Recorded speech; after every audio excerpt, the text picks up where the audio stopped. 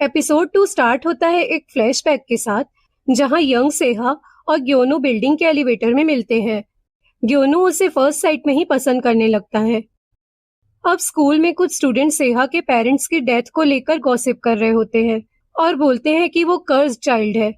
लेकिन ग्योनू, नारी, हाजुन और ह्योंगबुक उसका सपोर्ट करते हैं और ह्योंगबुक उसे चेयर अप करने के लिए अपना फेवरेट टॉय भी देता है और इसी तरह ये पांचों बेस्ट फ्रेंड्स बन जाते हैं। अब प्रेजेंट में पुलिस ह्योंगबुक की डेथ को सुसाइड डिक्लेयर कर देती है, लेकिन सेहा इस बात को एक्सेप्ट नहीं कर पाती और उसे ह्योंगबुक के साथ उसकी पिछली रात की बात याद आती है। उस रात सेहा उसके घर गई थी और उससे एडवांस बर्थडे गिफ्ट दिया था क्योंकि वो उसकी बर्थडे पार्टी अटेंड नहीं कर सकती थी। ह्योंगबुक थोड़ा सैड था, लेकिन उसकी विजिट से उसे थोड़ा सुकून मिलता है।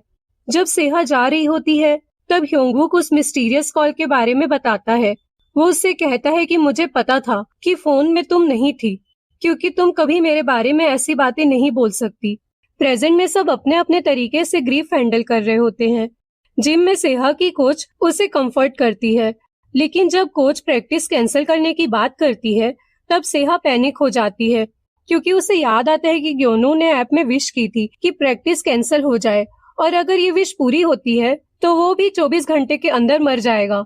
सेहा कोच को मनाने की कोशिश करती है ताकि वो प्रैक्टिस कैंसिल ना करे, लेकिन तभी उनके बीच एक लाइट फिक्सर गिरता है, जैसे वार्निंग हो।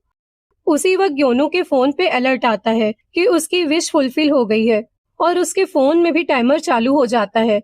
सेहा तुरंत उसके पास जाती है और सब मिलके इमरजेंसी मीटिंग करते हैं। सेहा सबको डेंजर के बारे में बताती है, लेकिन नारी उसकी बात नहीं मानती। दोनों के बीच आर्ग्यूमेंट भी हो जाता है और नारी को लगता है कि ग्योनू सिर्फ सेहा की साइड लेता है। नारी बोलती है कि सेहा ही उनकी बैड लक की वजह है और वो उसकी पेरेंट्स की डेथ की बात भी बीच में ले आती है। ये सुनकर सेहा एकदम इमोशनल हो जाती है और बोलती है कि वो अपने पेरेंट्स को नहीं बचा पाई और अब वो किसी और अपने को मरते हुए नहीं देख सकती। हाजुन बीच में आके बोलता है कि हमें इसका सॉल्यूशन ढूंढना चाहिए।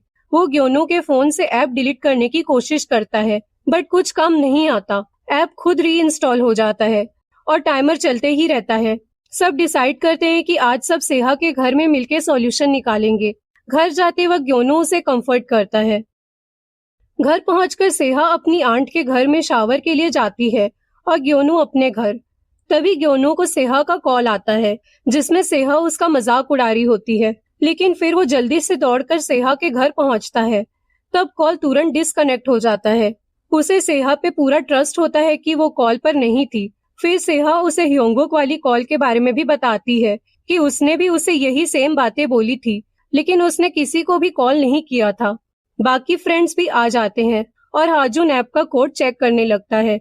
वो टाइमर रोकने का ट्राई करता है, पर फेल हो जाता है। तभी ग्योनू अजीब बिहेव करने लगता है। वो बोलता है कि उसकी आंखों में तकलीफ हो रही है और वो उसे जोर से रब करने लगता है। सेहा उसे रोकने की कोशिश करती है, लेकिन वो उसे स्लैप कर देता है। फिर वो एक कोने की तरफ पॉइंट करता है और पूछता है कि क्या तुम लोग भी किसी को देख पा रहे हो? नारी डर जाती है, लेकिन बाकी लोगों को कुछ नहीं दिखता।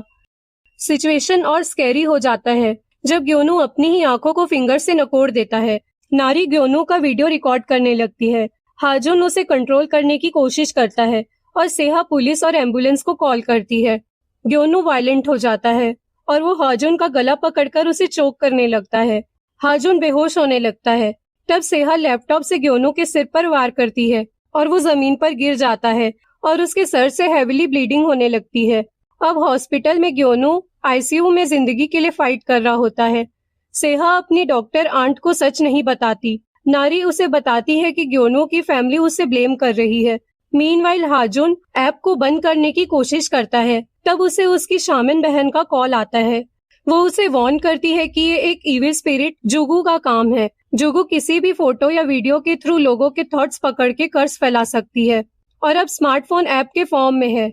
हाजुन की सिस्टर उसे अपने पास बुलाती है और वार्न करती है कि सेहा डेंजर में है। ये सुनकर हाजुन दौड़ के सेहा के पास जाता है। वहीं हॉस्पिटल में सेहा एक रिस्की डिसीजन लेती है। वो ग्योनू को बचाने के लिए गिरिगो ऐप में विश मांगती है। वो विश मांगती है कि ग्योनू बिल्कुल पहले जैसा हो जाए। जब तक हाजुन वहां पहुंचता है, वो विश मांग चुकी होती है। वो हाजुन को बोलती है कि वो डिसाइड कर चुकी है कि वो उस स्पिरिट को खुद देखेगी ताकि वो सबको बचा सके। अचानक ग्योनवू एकदम ठीक हो जाता है और सेहा की विश फुलफिल हो जाती है। एपिसोड एंड होता है जब नारी सेहा के घर जाती है और ग्योनवू का फोन देखती है और वो 2 फोन्स के डेथ टाइमर कंपेयर करती है। उसमें 8 घंटे का डिफरेंस नजर आता है और अचानक एक फोन का टाइमर रुक जाता है